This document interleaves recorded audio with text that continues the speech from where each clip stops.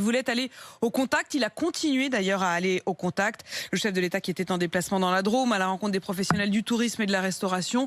Retour sur les circonstances précises de cette gifle assénée à Emmanuel Macron. C'est le reportage de la rédaction et il est signé ce matin Marie Régnier. Il est 13h15, le chef de l'État est remonté dans sa voiture après la visite, mais décide soudainement d'en redescendre pour aller saluer un groupe de personnes massées derrière des barrières.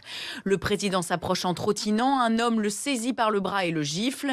Yanis, qui travaille au lycée, avait bien repéré ce petit groupe dès le matin. Autour du lycée, il y avait quelques personnes qui ne devaient pas être du sympathisant du président, qui étaient ici et donc qui sifflaient, qui le huaient. Nous, de l'intérieur du lycée, on entendait un petit peu crier. Bon, ça n'avait pas l'air bien méchant, mais c'est vrai qu'on savait qu'ils étaient là. L'agresseur est immédiatement interpellé par les forces de l'ordre, mais le chef de l'État, lui, reste auprès du petit groupe et continue de serrer des mains.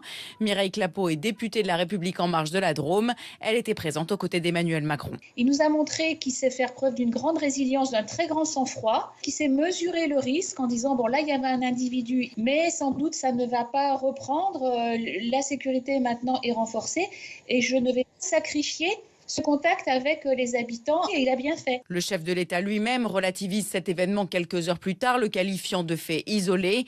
Pourtant, l'incident ne surprend pas vraiment le politologue Olivier Roucan. À force de jouer un jeu de communication, à force de se vouloir au milieu de la foule, plutôt que d'incarner, et donc de représenter plutôt d'ailleurs, les institutions, le risque dans une société dont on sait de toute façon qu'elle est de plus en plus fragmentée et clivée, le risque c'est de se voir parfois confronté à ce type de confrontation. S'il avait déjà été pris à partie verbalement, hué ou même insulté, le chef de l'État n'avait jamais été agressé physiquement depuis son arrivée à l'Élysée.